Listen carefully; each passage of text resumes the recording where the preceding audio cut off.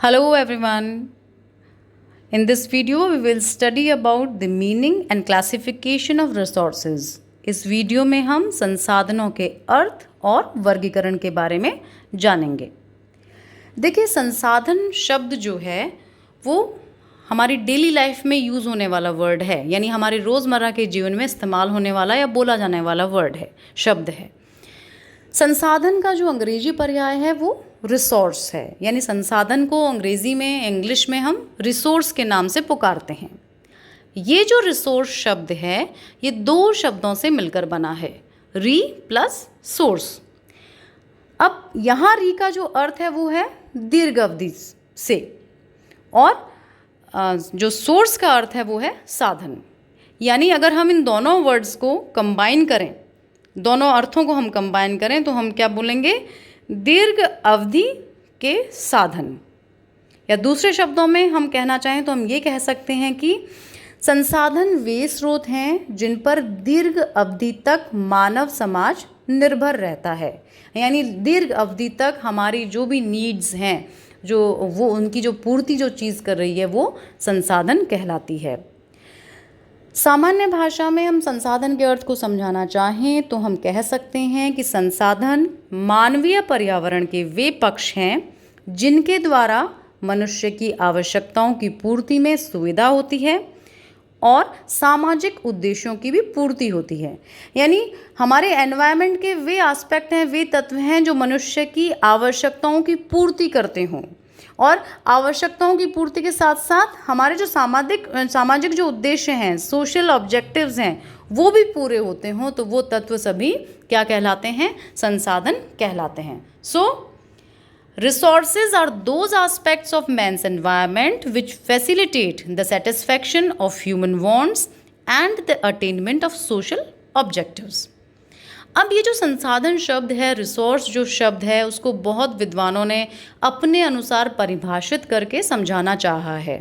हम कुछ resource geographers के, कुछ विद्वानों के इसमें परिभाषाओं को डिस्कस करेंगे और ये जानेंगे कि जो संसाधन शब्द है वो उसका अर्थ को पूरी तरह से समझने का प्रयास करेंगे। देखिए, इस क्रम में सबसे पहले हम लेते हैं E.W. जिमरमैन को। E.W. जिमरमैन संसाधनों को परिभाषित करते हुए कहते हैं कि संसाधन पर्यावरण की वे विशेषताएं हैं जो मनुष्य की आवश्यकताओं की पूर्ति में सक्षम मानी जाती हैं। उन्हें मनुष्य की आवश्यकताओं और क्षमताओं द्वारा उपयोगिता प्रदान की जाती है। यानी resources are those features of the environment which are considered to be capable of serving man's needs. They are given utility by the capabilities and wants of man. यानी जिमरमैन महोदय ये कहते हैं कि संसाधन जो शब्द है वो पर्यावरण की विशेषताएं हैं, पर्यावरण के फीचर्स हैं, वो जो मनुष्य की आवश्यकताओं को पूरा करने में सक्षम है। यानी और जो पर्यावरण की जो तत्व हैं वो उनमें सामर्थ्य है मनुष्य की आवश्यकताओं को पूरी करने में।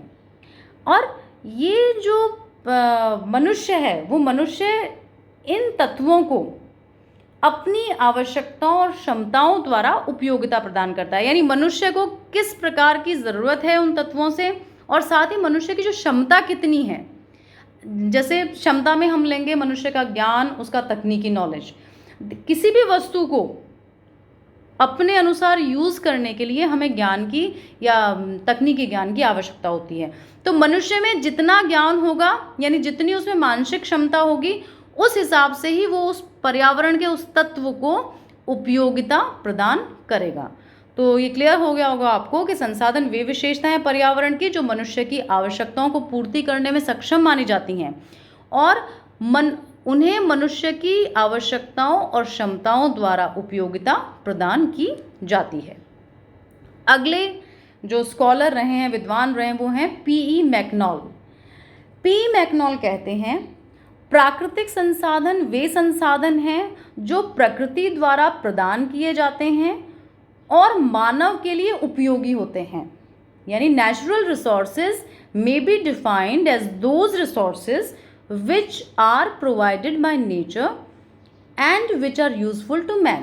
यानी सिंपल सा उन्होंने समझाना चाहा है कि प्रकृति द्वारा प्रदान किए गए वे तत्व हैं, वे वस्तुएं हैं जो मानव के लिए उपयोगी हैं। क्लियर। अब नेक्स्ट हैं जो स्कॉलर, वो हैं J.S. फिशर, यानी जिसे हम कहते हैं जेम्स फिशर। देखिए, जेम्स फिशर कहते हैं कि संसाधन वह कोई भी वस्तु है जो मानवीय आवश्यकताओं और इच्छाओं की पूर्ति करता है। Resources are anything that can be used to satisfy a need or desire। यानी ऐसी कोई भी वस्तु जो मानव की आवश्यकताओं और इच्छाओं को पूरा कर रही है, वो संसाधन कहलाएगी। अगले रहे हैं स्कॉलर जो हैं, वो हैं स्मिथ व फिलिप्स। देखिए, स्मिथ व फिलिप्स कहते हैं मौलिक रूप से संसाधन वातावरण की वे प्रक्रियाएं हैं जो मानव के उपयोग में आती हैं।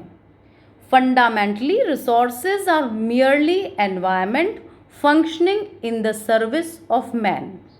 यानी उनका कहना है संसाधन जो हैं वो वातावरण की ही प्रक्रियाएं हैं जो मानव के उपयोग में आ रही हैं। तो अब इन सब परिभाषाओं का अगर हम जिस निकालना चाहें तो हम कह सकते हैं कि किन्हीं निश्चित उद्देश्यों की पूर्ति के लिए जो उपाय किए जाते हैं या जो तत्व काम में लिए जाते हैं वो संसाधन कहलाते हैं। और दूसरे शब्दों में आप वापस इसको समझने का प्रयास कीजिए, ऐसे सभी तत्व जो मनुष्य के निश्चित उद्देश्यों की, उनकी इच्छाओं की या उनकी आवश्यकताओं की पूर्ति करते हैं, वो संसाधन कहलाते हैं। अब इनमें खुद मानव जो है वो भी एक संसाधन है। यानी मानव जब द्वारा जो अवसरों का लाभ उठाने की जो क्षमता है या उस स्वयं कठिनाइयों से बाहर निकल लेने की जो क्षमता है, ये सारी जो चीज़ें हैं, ये क्षमताएं भी संसाधन कहलाती हैं। ये आपको क्लियर हो गया होगा। अब हम आगे चलते हैं संसाधनों के वर्गीकरण के बारे में कि कितने प्रकार के संसाधन हमें यहाँ पर उपलब्ध होते हैं। देखिए, जब संसाधनों के वर्गीकरण की या क्लासिफिकेशन की हम बात करें तो संसाधनों को हम 4 प्रकार से वर्गीकृत कर सकते हैं। पहला है स्वामित्व के आधार पर वर्गीकरण या स्वामित्व की दृष्टि से। दूसरा वर्गीकरण है वो है पुनः पूर्ति की दृष्टि से। तीसरा है वितरण की दृष्टि से और चौथा है प्रयोग की दृष्टि से। यानी 4 प्रकार से, 4 पॉइंट ऑफ व्यू से हम संसाधनों का क्लासिफिकेशन कर सकते हैं। तो सबसे पहले हम डिस्कस करते हैं स्वामित्व की दृष्टि से कितने प्रकार के संसाधन हैं। देखिए, स्वामित्व की दृष्टि से हम कह सकते हैं ओनरशिप, अकॉर्डिंग टू ओनरशिप। तो स्वामित्व की दृष्टि से संसाधनों की अगर हम प्रकारों के बारे में जानें तो 3 प्रकार के संसाधन होते हैं। पहला है व्यक्तिगत संसाधन या हम कहें इंडिविजुअल रिसोर्स। अब देखिए, शब्द से ही पता चल रहा है, जब व्यक्तिगत संसाधन है यानी किसी एक व्यक्ति का संसाधन है, किसी एक इंडिविजुअल का संसाधन है। तो इसके अंतर्गत किसी व्यक्ति या परिवार की संपत्ति, भूमि, भवन, उसकी नकद धनराशि, उसकी बैंक धनराशि, उसके अलावा जो मनुष्य का खुद का सुगठित शरीर है, उसकी जो मानसिक अवस्था है, उसकी जो दक्षता है, उसका उत्तम चरित्र जो है, ये सभी जो संसाधन जो हैं, ये सभी चीज़ें जो हैं व्यक्तिगत संसाधन के अंतर्गत आती हैं। यानी इस पर किसी एक व्यक्ति का अधिकार है। अब देखिए, संपत्ति, भूमि, भवन, ये तो रिसोर्स हैं ही, लेकिन ये हम मनुष्य के यूज़ आ रहा है। लेकिन जो हमारी जो ह्यूमन बॉडी है, हमारा जो एक सुगठित, एक हेल्दी और स्वस्थ शरीर है, वो भी हमारे एक संसाधन है। स्वस्थ शरीर भी मनुष्य के लिए उपयोगी है।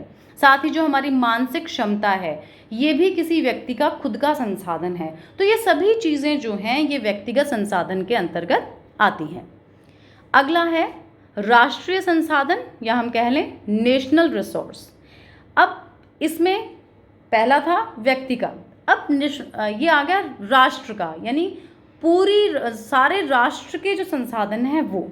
तो इसमें किसी प्रदेश या राष्ट्र के सारे नागरिकों के व्यक्तिगत संसाधनों का प्रयोग और साथ ही साथ उस राष्ट्र की सार्वजनिक संपत्ति, वहाँ की जो सरकार है, वहाँ की जो सैन्य शक्ति है, वहाँ के जो अंतर्राष्ट्रीय व्यापार हैं, संबंध हैं, नागरिकों के उत्तम चरित्र हैं, ये सभी राष्ट्रीय संसाधन के अंतर्गत आते हैं।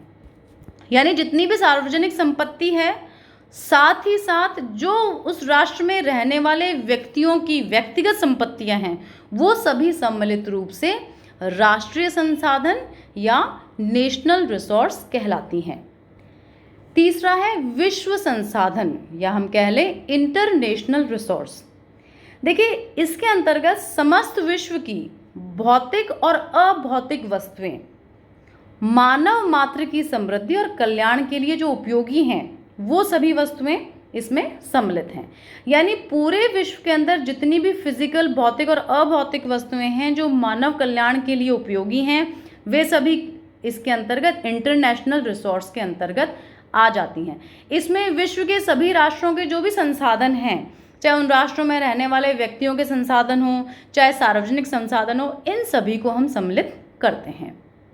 तो क्लियर हो गया, ओनरशिप या स्वामित्व की दृष्टि से संसाधन 3 प्रकार के होते हैं, व्यक्तिगत संसाधन, राष्ट्रीय संसाधन और विश्व संसाधन। अब अगला हम चलते हैं पुनः पूर्ति की दृष्टि से, यानी जैसे हम कहते हैं resources according to sustainable use. अब जब हम पुनः पूर्ति की दृष्टि से संसाधनों की बात करते हैं तो ये 4 प्रकार के संसाधन हैं। पहला है पुनः पूर्ति योग्य संसाधन। अब देखिए, पुनः पूर्ति योग्य संसाधन में हम क्या लेंगे, यानी जिन संसाधनों को प्रयोग करते हुए उनके गुणों को कायम रखा जा सके या फिर हम कह सकते हैं कि उनके गुणों में वृद्धि की जा सके, ऐसे जो संसाधन हैं वो पुनः पूर्ति योग्य संसाधन के अंतर्गत आते हैं। मैं वापस एक बार रिपीट करूंगी, वे सभी संसाधन जिनको हम यूज भी कर रहे हैं, जिनका हम प्रयोग भी कर रहे हैं और उनके जो गुण हैं उन संसाधनों के उनको हम मेंटेन रख सकें या फिर हम उनके गुणों में वृद्धि कर सकें, तो वे सभी संसाधन पुनः पूर्ति योग्य संसाधन के अंतर्गत आएंगे। एग्जाम्पल उदाहरण हम ले सकते हैं, कृषि भूमि है। कृषि भूमि जो है वो हजारों वर्षों तक हम उसमें कृषि करते आ रहे हैं, ठीक है। अब हम जब कृषि करते हैं तो नेचुरल बात है उस समय उस भूमि की जो उर्वर क्षमता है वो कम होती है। जैसे हम फसल लेंगे तो वो उर्वर क्षमता कम होती जाएगी।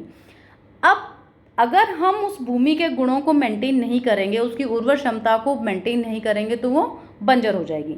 और यदि हम कृषि के साथ साथ उसमें उर्वर, खाद आदि का, फर्टिलाइजर्स का यूज़ करते हैं तो हम क्या करेंगे, हम कृषि फसल भी ले सकते हैं और साथ ही साथ उस भूमि की जो उर्वर क्षमता है उसको भी हम मेंटेन कर सकते हैं।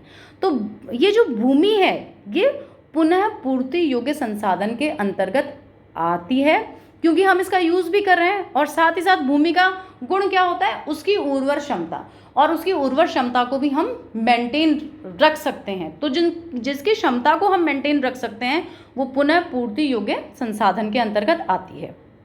इसी प्रकार हम एग्जाम्पल के लिए वनों को ले सकते हैं। देखिए, वनों को हम काटते हैं, लकड़ियाँ यूज़ करते हैं उसके, तो वन हमारे लिए संसाधन है। लेकिन साथ ही साथ यदि हम वृक्षारोपण करते जाएं वहाँ पे तो उनका जो क्षतिपूर्ति होती रहती है, यानी वो वन जो हैं वो मेंटेन रहते हैं। तो ये जो वन हैं ये भी हमारे पुनः पूर्ति योग्य संसाधन के अंतर्गत आते हैं कि हम उनको यूज़ भी कर सकते हैं और वापस वृक्षारोपण करके, वनारोपण करके हम वो जो वन हमने यूज़ किए हैं उनकी क्षतिपूर्ति भी होती रहे। तो ऐसे सभी संसाधन जो हमारे काम में आ रहे हैं और उनके जो गुण हैं उनकी क्षतिपूर्ति भी हम कर सकते हैं, वो सभी पुनः पूर्ति योग्य संसाधन के अंतर्गत आते हैं। दूसरा है पुनः आपूर्ति वाले संसाधन। देखिए, पुनः आपूर्ति वाले संसाधन के अंतर्गत वे सभी खनिज पदार्थ आते हैं जो एक बार प्रयोग में आने के बाद समाप्त हो जाते हैं, यानी उनकी आपूर्ति यानी सप्लाई, उनकी दोबारा हमें सप्लाई करनी पड़ती है। एक बार हमने किसी चीज़ को यूज़ कर लिया, उसके बाद वो ख़त्म हो गई, फिर दोबारा हमें उसकी आपूर्ति करनी पड़ती है, तब जाके हम उसका और काम में ले सकते हैं। तो इसके अंतर्गत विशेष रूप से खनिज पदार्थ आते हैं जो एक बार यूज़ में हमने कर लिया वो समाप्त हो जाते हैं, फिर हमें वापस उनकी सप्लाई करनी ज़रूरी हो जाती है। जैसे कोयला, पेट्रोल, ये खनिज ईंधन है। कोयले को हमने एक बार यूज़ कर लिया वो राख में कन्वर्ट हो जाएगा, यानी दोबारा हमें यूज़ करना है तो वापस हमें एक खेप चाहिए होगी कोयले की। पेट्रोल, जैसे पेट्रोलियम है, पेट्रोलियम को हमने मोटर गाड़ी में यूज़ कर लिया वो जल जाएगा, ठीक है, और हमें वापस उनकी आपूर्ति या सप्लाई चाहिए होगी। तो ऐसे सभी संसाधन जो एक बार यूज होने के बाद में समाप्त हो जाते हैं, उनकी सप्लाई हमें दोबारा चाहिए होती है, वो सभी पुनः आपूर्ति योग्य संसाधनों के अंतर्गत आते हैं। तीसरा है बारंबार प्रयोग के संसाधन। बारंबार शब्द यानी बार बार प्रयोग वाले। देखिए, इसके अंतर्गत उन चीज़ों को हम लेते हैं जिनका हम एक से अधिक बार प्रयोग कर सकते हैं किसी अन्य रूप में। अब देखिए, इसके अंदर जितने भी धात्विक खनिज हैं उनको हम सम्मिलित करते हैं, जैसे लोहा हुआ, तांबा हुआ, सीसा हुआ, जस्ता हुआ, एल्यूमिनियम हुआ, चांदी हुआ। इन सभी को हम क्या एक बार हमने यूज़ कर लिया, फिर इनमें कोई टूट फूट हो गई, इनको वापस मेल्ट करके हमने कोई दूसरे रूप में यूज़ कर लिया, तो इनको हम रूप बदल के एक से अधिक बार, कई बार हम इनको प्रयोग में ले सकते हैं। तो ऐसे सभी संसाधन जिनको हम एक बार यूज़ करके उनके दोबारा किसी अन्य रूप में उनको यूज़ में ले सकते हैं, वो बारंबार प्रयोग वाले संसाधनों के अंतर्गत आते हैं। यानी सिंपल भाषा समझ गए होंगे आप। यानी इन जो भी खनिज पदार्थ हैं, जो भी मेटल्स हैं हमारे, उनको हम एक बार यूज़ कर लेते हैं किसी वस्तु के रूप में, और वो वस्तु टूट फूट जाएगी तो हम क्या करेंगे, उसको दोबारा से गलाकर मेल्ट करके उसको धातु के रूप में अन्य किसी रूप में प्रयोग कर सकते हैं। यानी एक से अधिक बार प्रयोग कर सकते हैं, वे बारंबार प्रयोग वाले संसाधन कहलाते हैं। और सारे जो मेटल्स हैं, धात्विक खनिज हैं, वो सारे इस कैटेगरी के अंतर्गत आते हैं। अगला है सनातन प्राकृतिक संसाधन। देखिए, सनातन प्राकृतिक संसाधन वे सभी संसाधन होते हैं जो मनुष्य जिनका प्रयोग तो कर लेता है लेकिन उनको नष्ट नहीं कर सकता। अब इसके अंतर्गत जो हमारे जो प्रकृति ने जो प्रदत्त हमें संसाधन दिए हैं, जैसे कि सौर शक्ति, महासागर की जो टाइडल एनर्जी है, वो सब, ये सभी चीज़ें सनातन प्राकृतिक संसाधन के अंतर्गत आती हैं। जैसे वायु है, वायु हमारा एक संसाधन है, हम उसको यूज़ करते हैं बहुत सी चीज़ों में, लेकिन हम यूज़ भी करें लेकिन वायु उतनी ही मात्रा में चल रही है, उसकी मात्रा में कमी नहीं आई है। फिर जैसे सौर शक्ति है, सौर ऊर्जा है, सूर्य जितनी रोशनी दे रहा है पूरे दिन के अंदर हम उसको यूज़ कर रहे हैं, लेकिन ऐसा तो नहीं कि अगले दिन सूर्य, फिर हमने यूज़ कर लिया तो अगले दिन वो सूर्य उतनी ऊर्जा देना बंद कर देगा, अगले दिन फिर सूर्य उतना ही चमकेगा, हम उससे ऊर्जा प्राप्त कर सकते हैं। तो ऐसे सभी संसाधन जो मनुष्य यूज़ कर रहा है लेकिन उनको नष्ट नहीं कर सकता, वे सारे जो हैं सनातन प्राकृतिक संसाधनों के अंतर्गत आते हैं। क्लियर हो गया?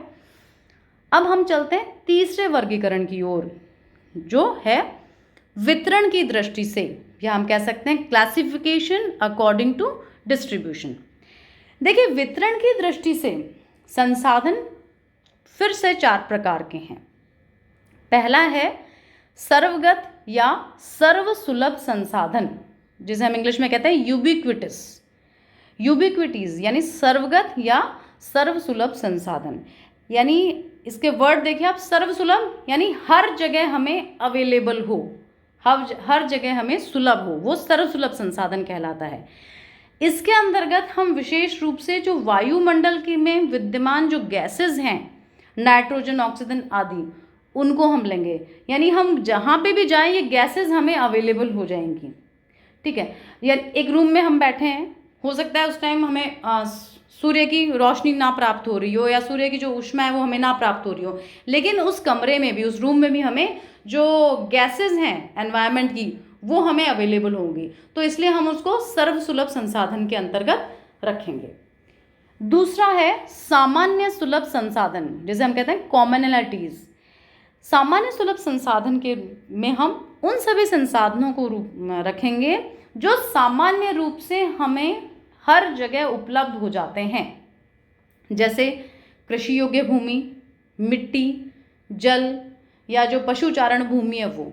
यानी हम जहाँ पे भी जाएंगे, जिन क्षेत्रों में भी जाएंगे, वहाँ हमें ये सामान्य रूप से मिल ही जाती हैं। किसी भी एरिया में जाएं, हमें कृषि भूमि थोड़ी मिल जाती है, हमें मिट्टी हर जगह मिल जाती है, जल हमें सामान्य रूप से मिल जाता है, और पशुचारण भूमि भी आसपास हमें मिल ही जाती है। तो ऐसे सभी संसाधन सामान्य सुलभ संसाधन के अंतर्गत आते हैं। तीसरा है विरल संसाधन, स्पर्स रिसोर्सेज। देखिए, विरल संसाधन के अंतर्गत उन सभी संसाधनों को, उन सभी तत्वों को हम लेंगे जो जिनकी जो स्थिति है या जिनकी जो उपलब्धता है वो केवल कुछ एक स्थानों पर होती हो। देखिए इसके अंदर जैसे हम जितने भी हमारे मिनरल्स हैं, खनिज संसाधन है, उनको ले सकते हैं। जैसे कोयला है, पेट्रोल है, टिन है, सोना है, यूरेनियम है। ये सभी संसाधन हर जगह हमें अवेलेबल नहीं होते कि हमें हर कदम पे मिल जाएं। इनकी जो खाने हैं वो कुछ कुछ क्षेत्रों में हैं, तो इन्हें हम विरल या स्पर्श संसाधनों के अंतर्गत रखेंगे, जो हमें हर जगह हर स्थान पर उपलब्ध नहीं होते, कुछ कुछ स्थानों पर ही हमें मिलते हैं। तो ये क्लियर हो गया। चौथा जो वितरण की दृष्टि से संसाधन है का प्रकार है वो है एकल संसाधन, जिसे हम कहेंगे यूनिक्विटीज।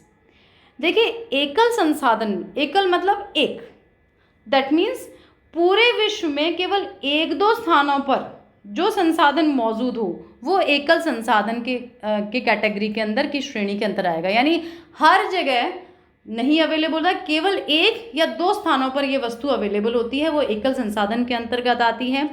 एग्जाम्पल है एक क्रायोलाइट धातु है, नाम की धातु है। ये क्रायोलाइट धातु प्राकृतिक रूप से हमें केवल ग्रीनलैंड में मिलती है, ठीक है। तो ग्रीनलैंड में ये क्रायोलाइट धातु मिलती है और कहीं विश्व में ये अवेलेबल नहीं है। तो ये धातु, क्रायोलाइट धातु जो है वो एकल संसाधन के अंतर्गत आती है। ये क्लियर हो गया होगा। अब हम चलते हैं चौथे वर्गीकरण के अंतर्गत। चौथा जो संसाधनों का वर्गीकरण है वो है प्रयोग की दृष्टि से, यानी अकॉर्डिंग टू यूज। देखिए प्रयोग की दृष्टि से जब हम देखें तो संसाधन चार प्रकार के हैं। इसमें पहला है अप्रयुक्त संसाधन, या हम कहें अनयूज्ड रिसोर्स। देखिए किसी क्षेत्र में स्थित कोई संसाधन जब तक प्रयोग नहीं किया जाता तब तक वह अप्रयुक्त संसाधन के अंतर्गत आता है। यानी किसी भी क्षेत्र में वो संसाधन तो मौजूद है, लेकिन वो अगर एक पर्टिकुलर समय तक हम उसका प्रयोग नहीं कर रहे हैं, उसको यूज नहीं कर रहे हैं, तो वो अप्रयुक्त संसाधन यानी अनयूज्ड रिसोर्स के अंतर्गत आता है। एग्जाम्पल हम देखें, उदाहरण हम देखें तो हम उत्तरी अमेरिका का उदाहरण ले सकते हैं। उत्तरी अमेरिका में जो संयुक्त राज्य अमेरिका के कोयले के भंडार थे, जब तक यूरोपीय देशों ने उस उत्तरी अमेरिका की खोज नहीं की और यूरोपीय देश के लोग वहां आके बसे नहीं, तब तक वो कोयले के भंडार अप्रयुक्त संसाधन में थे, क्योंकि उससे पहले उनका यूज कोई करता नहीं था। भंडार मौजूद थे संसाधनों के, लेकिन यूरोपीय देशों के लोग जब तक जाके नहीं बसे तब तक उन्हें वो संसाधन प्रयोग में नहीं आ रहे थे, तो तब तक वो संसाधन अप्रयुक्त संसाधन के अंतर्गत आते थे। क्यों? क्योंकि वहाँ जो लोग रह रहे थे उनको जो कोयले का जो प्रयोग था या उनकी स्थिति थी उसके बारे में कोई जानकारी नहीं थी, और यूरोपियंस ने जाकर वहाँ पर इस कोयले की स्थिति को जाना और उसका प्रयोग करना शुरू किया, तो वो अप्रयुक्त संसाधन की श्रेणी से हटा और प्रयुक्त संसाधन के अंतर्गत आ गया। तो ये क्लियर हो गया। अप्रयुक्त संसाधन यानी अनयूज्ड रिसोर्स, वे संसाधन जो प्रयोग में, जिनको अभी तक प्रयोग में नहीं किया गया है। दूसरा है अप्रयोजनीय संसाधन, अनयूजेबल रिसोर्स। अप्रयोजनीय संसाधन यानी अनयूजेबल रिसोर्स। देखिए यदि कोई संसाधन वर्तमान तकनीक के अनुसार भविष्य में प्रयोग नहीं किया जा सकता तो वह अप्रयोजनीय संसाधन या अनयूजेबल रिसोर्स के अंतर्गत आएगा। यानी ऐसा संसाधन जिस समय वो संसाधन है उस समय जो हमारा तकनीकी ज्ञान है या टेक्निकल जो नॉलेज है वो उसको यूज़ करने में सक्षम नहीं है, तो वो किस में आएगा? वो संसाधन अनयूजेबल रिसोर्स में आएगा। दैट मीन्स, एक बार वापस मैं समझाना चाहूँगी इसको, संसाधन तो मौजूद है लेकिन हमारे पास जो वर्तमान समय में जो तकनीकी ज्ञान है वो उस संसाधन को यूज़ करने में, उपयोग करने में सक्षम नहीं है, तो वो अप्रयोजनीय या अनयूजेबल रिसोर्स के अंतर्गत आता है। जैसे कि हम खनिज पदार्थ खानों से निकालते हैं, ठीक है, खानों से हम निकालते जाएंगे, धीरे धीरे वो खाने गहराई बढ़ती जाएगी उन खानों की, ठीक है। अब गहराई बढ़ने के बाद जो हमारे पास जो तकनीक अवेलेबल है उससे वो जो खान में जो संसाधन है वो हम यूज़ नहीं कर पा रहे, प्राप्त नहीं कर पा रहे हैं, क्योंकि बहुत ज़्यादा गहराई बढ़ गई है और हमारे पास जो तकनीकी ज्ञान है वो इतना ही है कि हम बहुत ज़्यादा गहराई तक उन संसाधन को निकाल नहीं पाएंगे। तो ऐसा संसाधन जो अति गहरी खाने जो हैं में उपलब्ध है, बहुत गहरी खानों में जो उपलब्ध है, वो हमारे लिए अप्रयोजनीय या अनयूजेबल रिसोर्स के अंतर्गत आता है। वो रिसोर्स तो है लेकिन हमारे पास इतना टेक्निकल एडवांसमेंट नहीं रहा है कि हम बहुत ज़्यादा गहरी खानों से उस संसाधन को, उस रिसोर्स को निकाल सकें। क्लियर? अगला है विभव या संभाव्य संसाधन, यानी जिसे हम कहेंगे पोटेंशियल रिसोर्स। देखिए, पोटेंशियल जो शब्द है उसको हम सामर्थ्य के रूप में भी इस्तेमाल करते हैं। पोटेंशियल को हम कहते हैं सामर्थ्य, ठीक है। तो ये विभव या संभाव्य संसाधन हैं, इनको हम पोटेंशियल रिसोर्स भी कहते हैं। किसी प्रदेश या क्षेत्र के वे पदार्थ जो संभवतः निकट भविष्य में प्रयोग किए जा सकते हैं, संभाव्य संसाधन कहलाते हैं।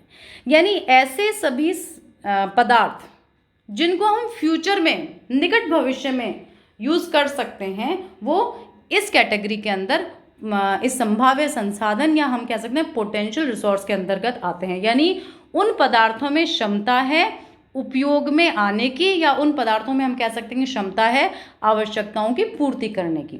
जैसे एग्जाम्पल हम ले लें भारत की नदियों में। भारत की नदियों में जल बहता है और हम उससे कई नदियों में बांध बनाकर हम उस जल का उपयोग कर रहे हैं काफ़ी जल विद्युत उत्पादन में।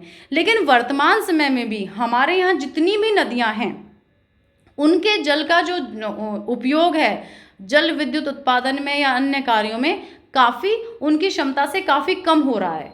और जैसे जैसे हमारे उद्योगों की बढ़ोतरी हो रही है, जनसंख्या की बढ़ोतरी हो रही है, तो जो हमें विद्युत की जो आवश्यकता है वो भी बढ़ती जा रही है। तो निकट भविष्य में अगर हम चाहें तो सभी नदियों पे बांध बनाकर उनसे जल विद्युत का उत्पादन कर सकते हैं। तो ये जो नदियों का जल है ये विभव या संभाव्य संसाधन के अंतर्गत आएगा, पोटेंशियल रिसोर्स के अंतर्गत आएगा कि निकट भविष्य में इस नदी के जल में सामर्थ्य है, क्षमता है कि वो जल विद्युत का उत्पादन कर सके हम इससे। क्लियर हो गया? और नेक्स्ट और लास्ट है अज्ञात या गुप्त संसाधन। देखिए, अज्ञात या गुप्त संसाधन को हम कहते हैं लेटेंट रिसोर्स। ऐसे बहुत से पदार्थ हैं जिनका पूरा पूरा उपयोग मनुष्य को मालूम नहीं है, और जब तक किसी पदार्थ का उपयोग मनुष्य को मालूम नहीं हो वो अज्ञात या गुप्त संसाधन के अंतर्गत आएंगे। कि संसाधन हैं लेकिन उनका उपयोग का हमें ज्ञान नहीं है, तो ऐसे सभी संसाधन मनुष्य के हम इसको यूज़ करेंगे लेटेंट रिसोर्स के नाम से जानेंगे उसको, या अज्ञात कहलाएंगे, क्योंकि हम लोगों को उसका यूज़ पूरा पूरा उपयोग करने का हमें ज्ञान नहीं है। एग्जाम्पल हम लें तो हम कह सकते हैं जो हमारा साउथ अमेरिका है वहाँ जो अमेजन नदी बेसिन है, तो अमेजन नदी बेसिन में के जो ओरिजिनल निवासी थे उनको उस अमेजन नदी बेसिन के अंदर रबड़ के वृक्ष बहुत ज़्यादा हैं, और वहाँ जो रहने वाले निवासी थे उन्हें इनका उपयोग का ज्ञान नहीं था। रबड़ के वृक्ष से हम कैसे रबड़ प्राप्त करके और कुछ चीज़ों में वस्तुएं बना सकते हैं, इनका ज्ञान नहीं था। और वहाँ पे भी जब यूरोपियन लोग आके रहने लगे तो उन्होंने रबड़ को के प्लांट से रबड़ निकाल के उसको यूज़ करना, रबड़ बनाना प्रारंभ किया, तो तब वो संसाधन बना। और यूरोपीय लोगों के आने से पहले तक अमेजन बेसिन के जो निवासी थे उनके लिए वो क्या था? अज्ञात और गुप्त संसाधन था। तो ऐसे सभी संसाधन जिनका पूरा पूरा उपयोग मनुष्य को मालूम नहीं है वो किस में कैटेगरी के अंदर आएंगे? अज्ञात व गुप्त संसाधन यानी लेटेंट रिसोर्स के अंतर्गत आएंगे। तो आपको क्लियर हो गया होगा संसाधन क्या होते हैं। मनुष्य के ऐसे सभी वातावरण के तत्व जो मनुष्य की आवश्यकताओं की पूर्ति करते हों वो संसाधन कहलाते हैं। संसाधन को अगर हम वर्गीकरण करना चाहें तो 4 प्रकार से वर्गीकृत कर सकते हैं। अकॉर्डिंग टू ओनरशिप यानी स्वामित्व की दृष्टि से, अकॉर्डिंग टू सस्टेनेबल यूज़ यानी पुनः पूर्ति की दृष्टि से, अकॉर्डिंग टू डिस्ट्रीब्यूशन यानी वितरण की दृष्टि से, और अकॉर्डिंग टू यूज़ यानी प्रयोग की दृष्टि से। Thank you.